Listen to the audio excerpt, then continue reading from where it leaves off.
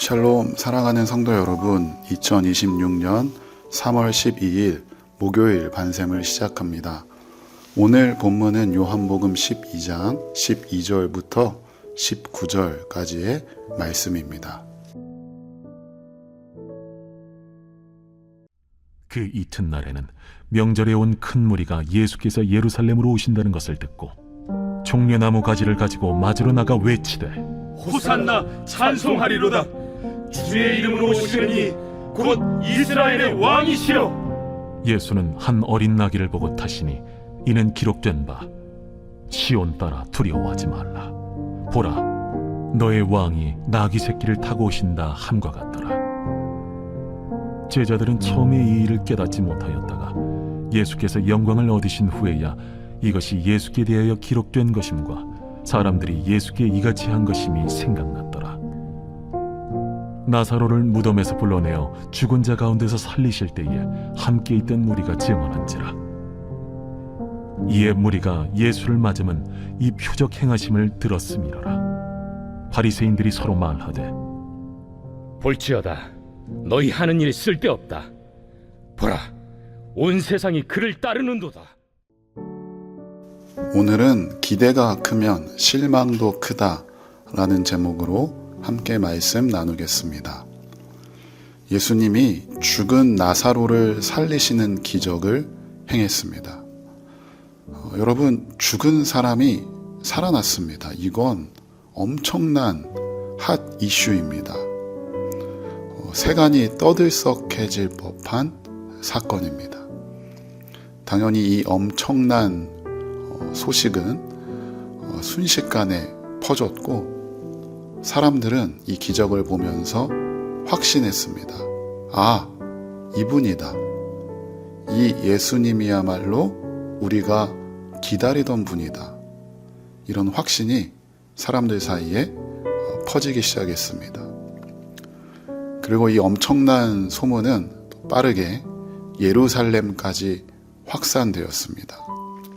그 당시 예루살렘에는 유월절 명절을 지키기 위해 수많은 사람들이 모여들었는데 그 모든 사람들이 이 엄청난 소식, 죽은 사람이 살아났다는 소식, 우리가 기다리던 그분이 오셨다라는 소식을 듣습니다. 그리고 그 소문의 주인공, 죽은 자를 살리신 그 예수님이 예루살렘으로 들어오신다는 소식을 듣습니다. 13절입니다. 종려나무 가지를 가지고 맞으러 나가 외치되 호산나 찬송하리로다. 주의 이름으로 오시는 이 곧 이스라엘의 왕이시여 하더라. 자, 사람들이 그 소문의 주인공, 죽은 자를 살리신 예수님을 환영하고 맞이하려고 나갑니다. 근데 나갈 때 그냥 나가지 않고 손에 종려나무 가지를 하나씩 들고 나갑니다. 종려나무가 가지고 있는 상징이 있습니다. 바로 민족의 해방과 승리를 상징하는 깃발과 같습니다. 그 종려나무를 사람들이 흔들면서 예수님을 맞이합니다. 여기에서 우리는 사람들이 예수님을 향해 갖고 있는 기대하는 바를 알 수 있습니다.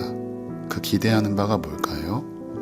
아, 예수님이야말로 지금 우리를 압제하고 있는 로마를 몰아낼 왕이시다. 아, 저분이야말로 이 이스라엘을 다시 세울 왕이시다라는 기대감이 사람들에게 가득했습니다. 그들은 언제나 왕을 기다렸습니다. 그런 왕을 기대했습니다. 자, 그런데 그들이 기대하고 기다리던 왕과 지금 예루살렘으로 들어오는 왕은 전혀 다른 왕이었습니다. 14절과 15절입니다. 예수는 한 어린 나귀를 보고 타시니 이는 기록된 바 시온 딸아 두려워하지 말라. 보라, 너의 왕이 나귀 새끼를 타고 오신다 함과 같더라. 왕이 오시긴 오는데 말이 아니라 나귀를 타고 옵니다. 고대 사회에서는 왕이 승리하고 입성할 때 언제나 말을 탔습니다. 그런데 예수님은 말이 아니라 어린 나귀를 타셨습니다. 이것은 단순한 그냥 교통수단으로서 탄 게 아니라 왕의 방식에 대한 예수님의 선언입니다. 세상의 왕은 나라를 힘으로 통치합니다. 그러나 예수님은 힘이 아니라 희생으로 나라를 세우겠다는 것입니다. 사람들은 강력한 힘을 가진, 군사적으로도 정치적으로도 힘을 가진 왕을 기대했지만 예수님은 십자가, 죽음으로 가는 왕이셨습니다.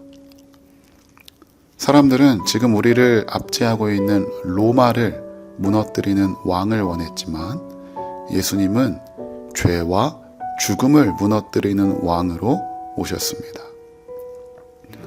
사람들은 정치적 해방을 기대했습니다. 그러나 예수님은 영혼의 구원을 위해 오셨습니다.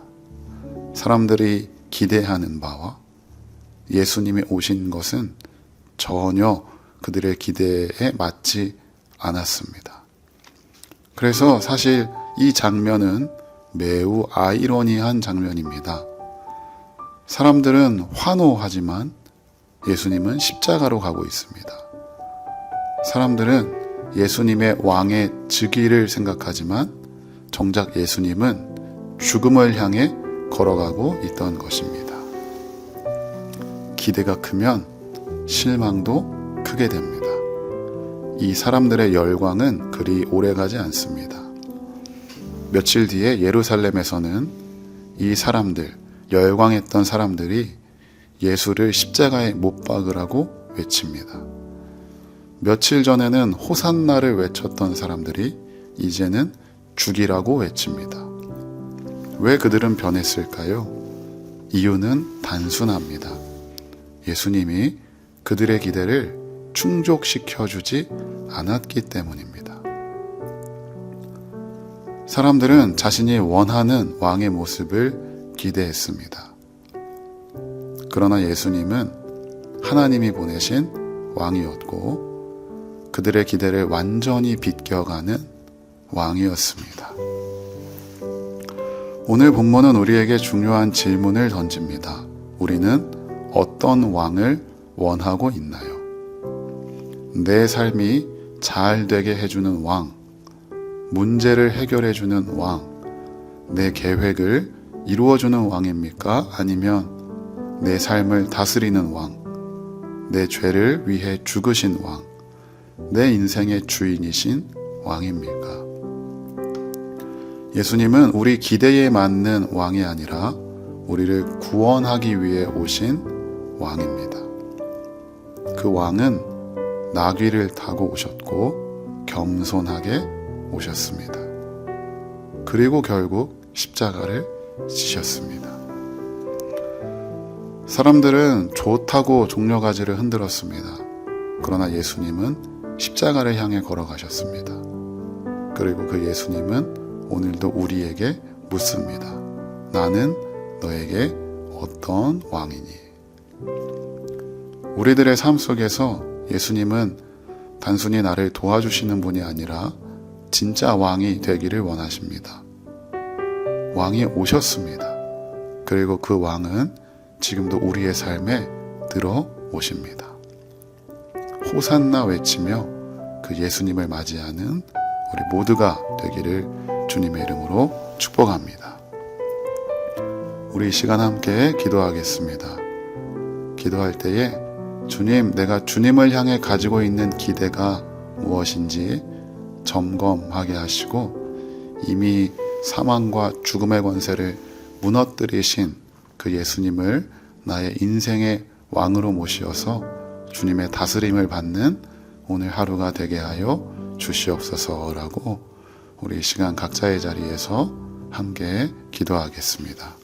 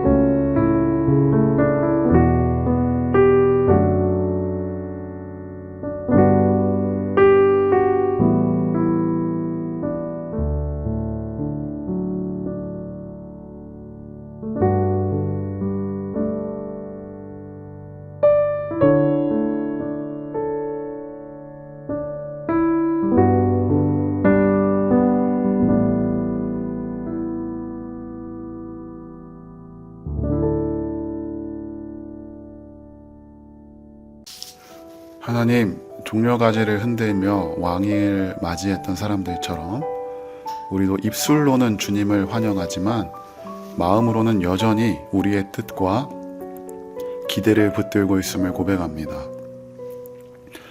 나귀를 타고 겸손히 오신 왕을 바라보게 하시고 십자가로 다스리시는 주님의 사랑을 깊이 알게 하여 주시옵소서. 우리의 삶의 왕좌에 다른 것이 아니라 오직 예수 그리스도만 앉게 하시고 어떤 상황 속에서도 호산나를 고백하는 믿음을 주시옵소서.